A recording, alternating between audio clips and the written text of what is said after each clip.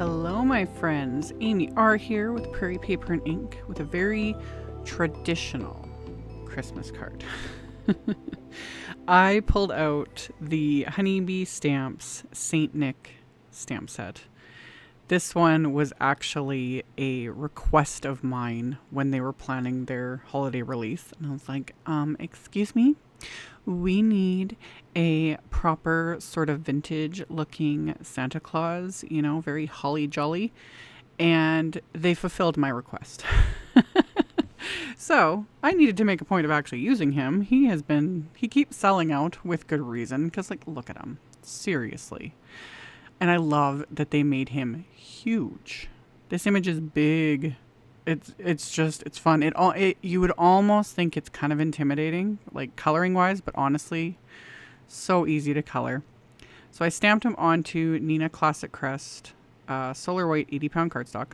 That first little tiny bit there was real-time coloring. Now I've like super sped it up. But I'd stamped it with Honeybee's Intense Black ink, which is Copic friendly, and then did Copic coloring. Now for me, I like doing reds first. Do whatever floats your boat. Sometimes I think it's like some people like to color reds last. Red is red. Red pigments like to do their own thing. I like to color it first, kind of get it out of the way. And also if I go over anywhere, you know, I can push it back with the Copics. So I did reds for the outfit, of course. And then I did his skin tones. And then I did his belt and his mitts in black, aka cool grays. And like I always do, I just worked darkest to lightest. And yeah, this is super sped up. I didn't do any special tricks or anything with the coloring. I kept it pretty simple. And yeah, this didn't take that long to color at all. And like as it came together, I was like, I was having so much fun. So for his facial hair, I used some warm grays. And then for the white portions of his outfit, I used like the very cool BG colors to make everything look like super crisp white. And then as my last little bit with this, when I was done coloring, I pulled out my Aqua Shimmer pens. I used the MIDAS Touch one for his buttons, his belt buckle, and the bell. And the MIDAS Touch Aqua Shimmer pen is gold glitter. So it gives it just that little extra something. So coated that with gold glitter. And then the rest of his outfit, I used my clear glitter gloss Aqua Shimmer, which again, I'll show at the end with my flashlight. It just sparkles. And like, I kept it traditional, but I think Santa would have a sparkly suit. Like, why not? So I painted all the red areas carefully. Because again, like Copics don't smear, they're not water reactive, anything like that, but again, red pigments, like red coloring, it just likes to do its own thing sometimes. So I would rather be safe than sorry. So I just went around and painted all of that with the Aqua Shimmer pen. And then I gave it a minute to dry. It dries like super, super quick. Once it was dry, I used the coordinating wafer die to die cut this image. So I taped the wafer die into place so that it does not shift when I run it through my die cut machine, because that is not fun when you spend a bunch of time coloring something and then, you know, the die moves when you run it through and like cuts off half the image. So tape it into place, ran it through my die cut machine.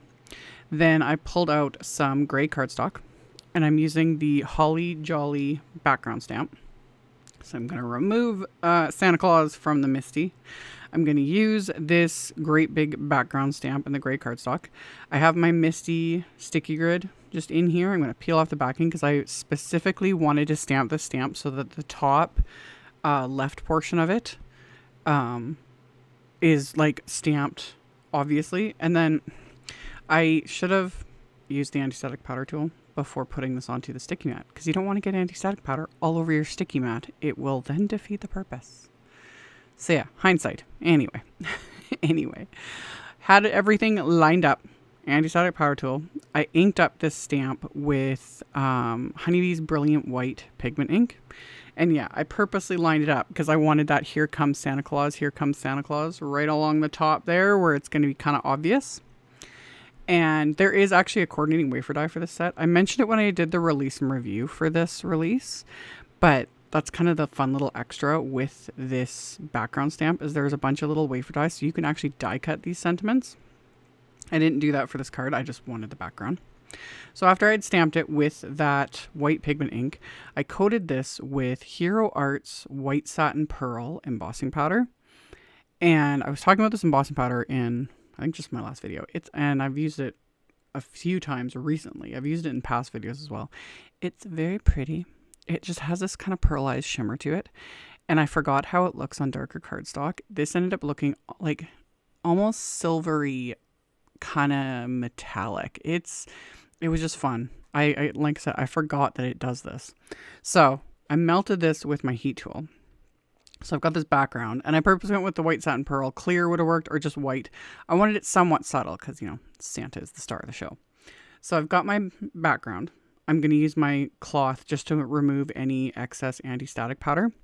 And then to make this into a shaker, this time I'm going a full A2 shaker. So rather than just using the packaging like I show in pretty much all my flat shaker videos, I'm using these Studio Cottia A2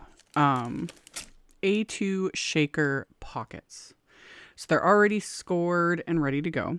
So I put my adhesive around all the panels, and then you have to peel off the backing because that threw me off. I was like, they're kind of cloudy looking. And I was like, oh, there's a backing.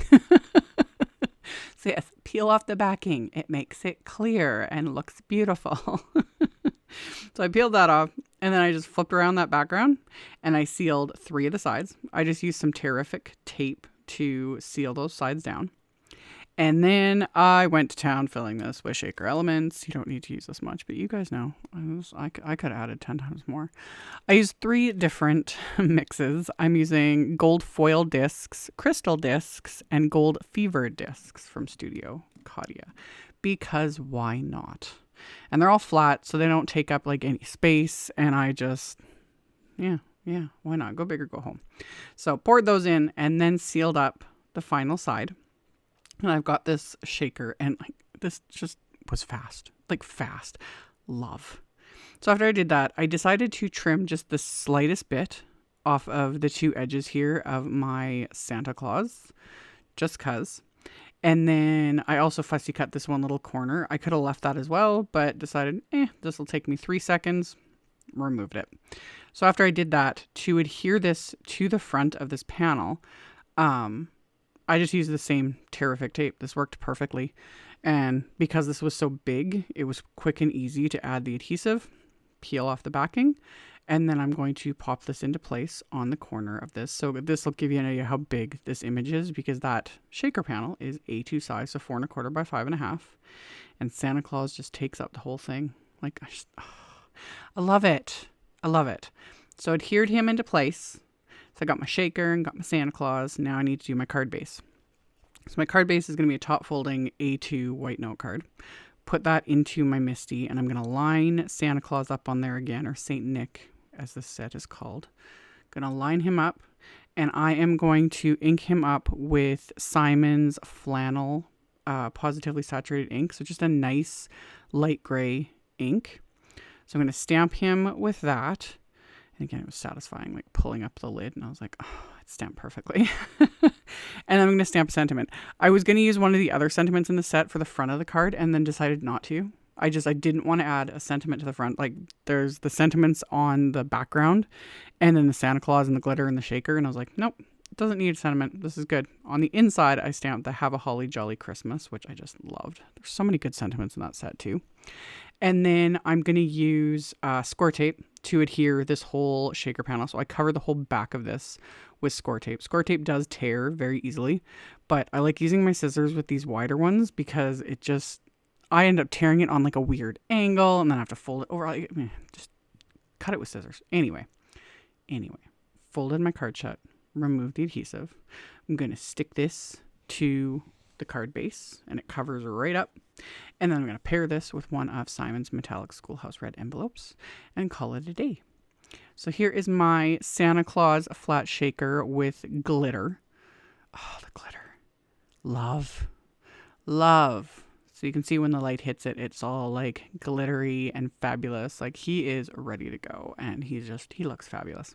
So yeah, super fun, super easy shaker element with this like fun holly jolly background. And then we got the shaker bits, which, you know, how can you not play with them? And then we got the inside with it stamped just nice and light with the sentiment. Wonderful. So as always, I will have a link below the video to my blog post. I'll have a supply list. I will link to all the supplies I used. I will also link to my holiday 2022 playlist at the end of the video, as well as my flat shaker playlist, because I got a couple dozen videos in there too for those that are interested and may have missed some. So you can check those out if you're interested. Thank you all so much for watching, and I'll see you all very soon in the next video. Bye.